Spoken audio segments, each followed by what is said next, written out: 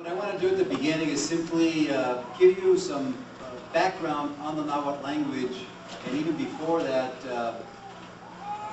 come up with a rationale for the need to study this particular language. And once we settle that, then I would like to move into the actual structure of the language.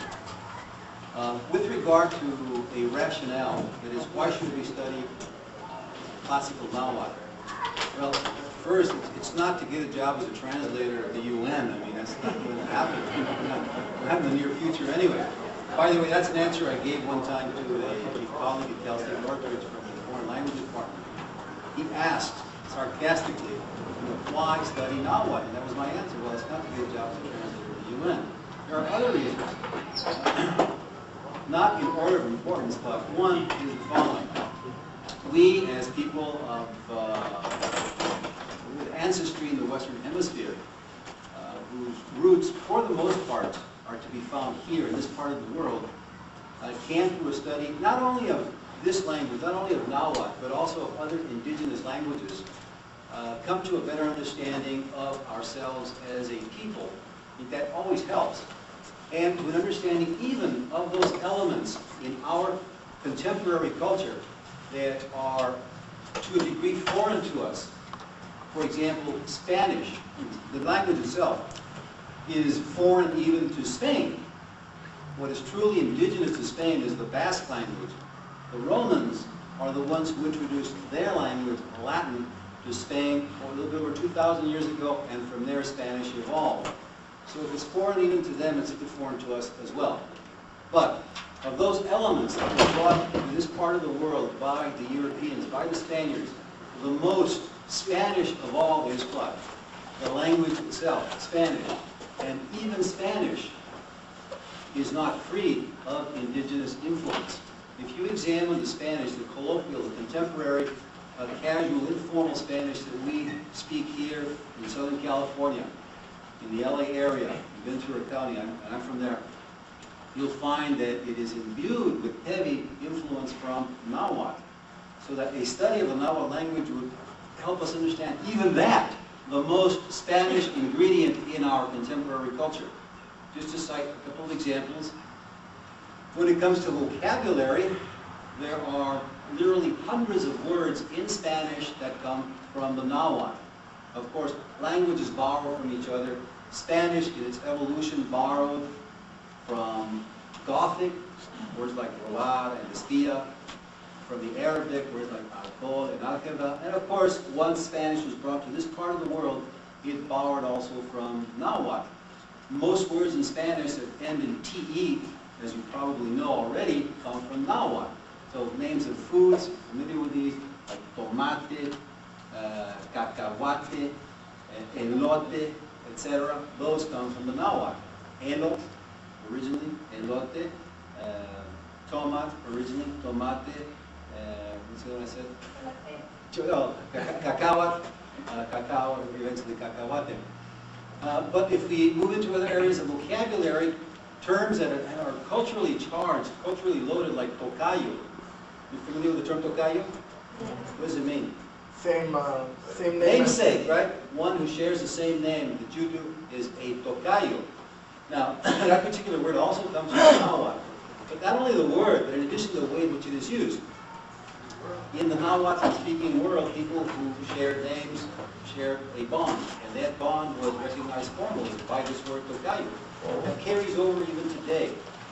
So that when we come across someone with the same name, if I come across someone with the name Fermin, I say, ¿Qué tal? ¿Qué hubo tocayo? ¿Cómo estás? Try that in English. It doesn't work. Hi, namesake. You know, it sounds weird, it sounds awkward. But that's just to illustrate how important, right, that impact is. You take words like piscar. Has anyone heard of piscar? I grew up in Oxnard, and we used to pick strawberries, we used to pick lemons, and we used to go to la pisca, piscábamos. It's not really a Spanish word. It has become Hispanicized, but it's borrowed from the Nahuatl. Likewise, in these documents that you have here, like the Florentine Codex, there are segments that deal with, well, what in Spanish and English are called supersticiones or superstitions. I think they're a lot of fun, right? Sayings associated with the owl, when you hear an owl crying on your rooftop, watch out. Why? Because it was rumored, people would say, in the original Nahuatl, mictoa, mictoaya, mitote. What does mitote mean? Rumor, gossip, right? The term mitote is not a truly Spanish word. It's a Nahuatl word. Anyway, the study of the Nahuatl, I think, enables us to understand to a greater degree, even, I'll repeat, that most Spanish of ingredients in our contemporary culture, the language itself. It also, of course, serves the study of the Nahuatl language to enable us to better understand what it is that our indigenous ancestors were saying in the literature that has survived. And the Nahuatl, our knowledge of the Nahuatl, gives us an insight into terms that I think don't lend themselves very readily to a translation into English or into Spanish, or terms that have been mistranslated. Let me give you an example of that.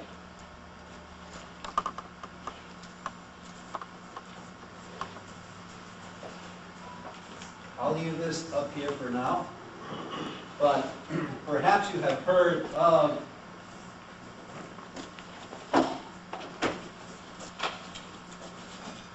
does that word ring a bell to anyone that's familiar? No? I'll explain that in just a second for you.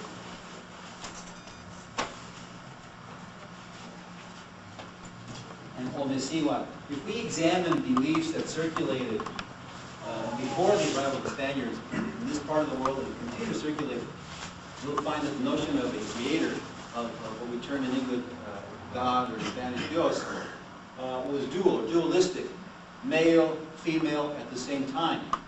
Among the various names given to these, the male was called Ometecutli.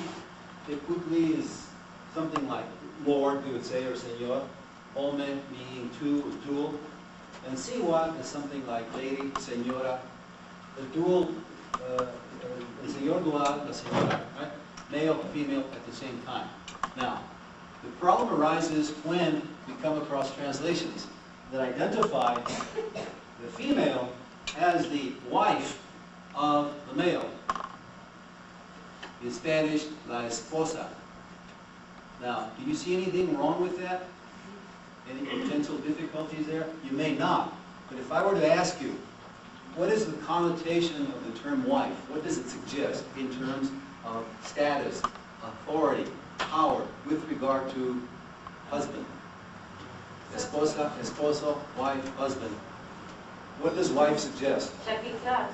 Second class. Subservience, right? Subservience. Now the question is this. What was Omesiwa in relation to Ometecutli and Ometecutli in relation to Omesiwa? What was the female to the male? What was the male to the female in the indigenous language? Balance. That was this. Inami. Exactly. Complementary. Literally, this is a possessive. His or her. This is counterpart. His or her equal. His or her match. Namiki means to meet. To meet. Namik is something that you have met that is yours, the same as you. So that I think a more appropriate translation is his or her counterpart, his or her equal, his or her match, rather than wife, rather than esposa. We would never know that unless we were to take a look at the original document, right? In the original language.